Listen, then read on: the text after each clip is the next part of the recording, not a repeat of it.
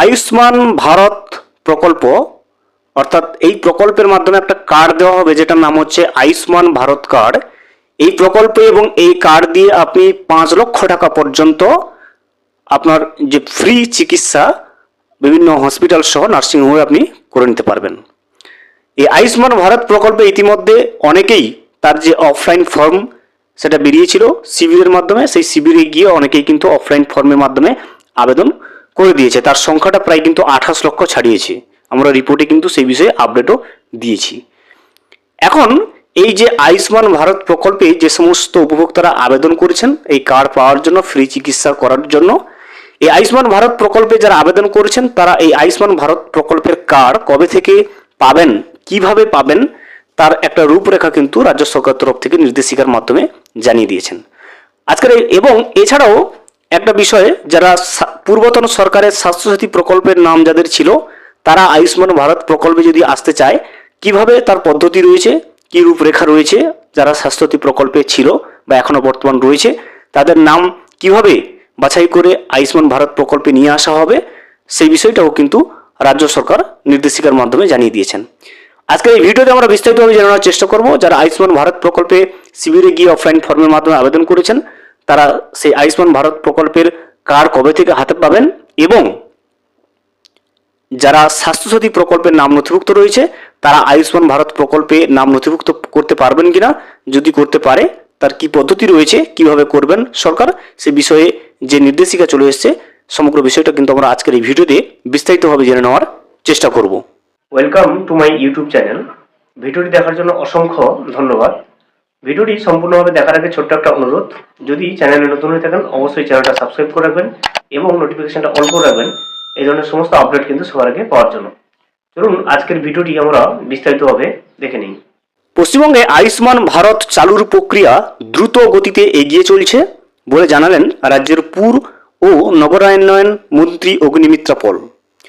রাজ্য জুড়ে এই কার্ডের জন্য নাম নথিভুক্তকরণ এবং ফর্ম পূরণের কাজ পুরোদমে শুরু হয়ে গেছে এবং আগামী জুলাই মাসের শেষেই সাধারণ মানুষ এই কার্ড হাতে পেয়ে যাবেন বলেন সমস্ত উপভোক্তা। তাহলে রাজ্যের পুর এবং নগরায়ণ যে মন্ত্রী অগ্নিমিত্রা পল তিনি জানিয়েছেন জুলাই মাসের শেষে যে সমস্ত উপভোক্তারা শিবিরে গিয়ে ফর্ম ফিল আপ করে আয়ুষ্মান ভারত প্রকল্পে নাম নথিভুক্ত করেছেন তাদের যে আয়ুষ্মান ভারত কার্ড জুলাই মাসের শেষে সমস্ত যোগ্য উপভোক্তা পেয়ে যাবেন। মন্ত্রী অগ্নিমিত্রা পাল বলেন, পণ্ডিত দীনদয়াল উপাধ্যায়ের অন্তর্দয় ভাবনা এবং প্রধানমন্ত্রীর দেখানো পথ অনুসরণ করে মানুষের কাছে নিখরচায় উন্নত চিকিৎসা পৌঁছে দেওয়াই সরকারের লক্ষ্য। গত সরকারের স্বাস্থ্যসাথী কার্ডের সীমাবদ্ধতার সমালোচনা করে তিনি বলেন, আগে ক্যান্সার বা লিভার প্রতিস্থাপনের মতো বড় লোকের চিকিৎসার জন্য মানুষকে ঘটিবাটি বিক্রি করে ভিন রাজ্যে যেতে হতো, কিন্তু এবার থেকে আয়ুষ্মান ভারত কার্ডের মাধ্যমে রাজ্যের সাধারণ মানুষ 5 লক্ষ টাকা পর্যন্ত সম্পূর্ণ বিনামূল্যে আধুনিক চিকিৎসার সুযোগ পাবেন। শুধু তাই নয়, চিকিৎসা ক্ষেত্রে সাধারণ মানুষের জন্য সমস্ত রকম পরিষেবা দেওয়ার জন্য বদ্ধপরিকর বর্তমানে বিজেপি সরকার। দেখতে পারেন রাজ্যের পুর এবং নগরায়ণ যে মন্ত্রী অগ্নিমিত্রা পল তিনি জানিয়ে দিয়েছেন যে জুলাই মাসের শেষে সমস্ত যোগ্য উপভোক্তারা আয়ুষ্মান ভারত প্রকল্পে যারা আবেদন করেছিলেন তারা কিন্তু সেই আয়ুষ্মান ভারত কার্ডটা হাতে পেয়ে যাবেন। এবারে আমরা জেনে নেব যারা স্বাস্থ্যসাথী প্রকল্পে নাম নথিভুক্ত রয়েছে তারা কিভাবে আয়ুষ্মান ভারত প্রকল্পে আসবেন, তার কি নির্দেশিকা রয়েছে সেটাও কিন্তু আমরা এখন দেখে নেব। স্বাস্থ্যসাথী বাছাই করে পুজোর মধ্যে আয়ুষ্মানে, পুজোর মধ্যেই সমস্ত স্বাস্থ্যসাথী প্রকল্পের উপভোক্তাদের ঝাড়াই বাছাইয়ের কাজ শেষ করে আয়ুষ্মান ভারত প্রকল্পে নিয়ে যেতে হবে। বৃহস্পতিবার নবান্নের প্রশাসনিক বৈঠকে কর্তাদের সঙ্গে পর্যালোচনা বৈঠকে বসেন মুখ্যমন্ত্রী শুভেন্দু অধিকারী। প্রশাসনিক শীর্ষকর্তা থেকে জেলা শাসকরাও ছিলেন। সূত্রের খবর, বৈঠক দ্রুত আয়ুষ্মান ভারত প্রকল্পের কাজ এগিয়ে নিয়ে যাওয়ার জন্য নির্দেশ দেন। দেখতে পাচ্ছেন প্রশাসনিক বৈঠকে তিনি রাজ্যের মুখ্যমন্ত্রী শুভেন্দু অধিকারী আলোচনার মাধ্যমে জানিয়ে দিয়েছেন যারা স্বাস্থ্যসাথী প্রকল্পে যাদের নাম নথিভুক্ত রয়েছে তারা কিন্তু তাদেরকে ঝাড়াই বাছাই করে আয়ুষ্মান ভারত প্রকল্পে তাদেরকে নিয়ে নেওয়া হবে। প্রায় 5 দফা গাইডলাইন দিয়ে মুখ্যমন্ত্রী জানিয়ে দিয়েছেন নির্দিষ্ট সময়ের মধ্যে প্রকল্পের বাস্তবায়নের জন্য ইমপ্লিমেন্ট ক্যালেন্ডার তৈরি করে ফেলতে হবে।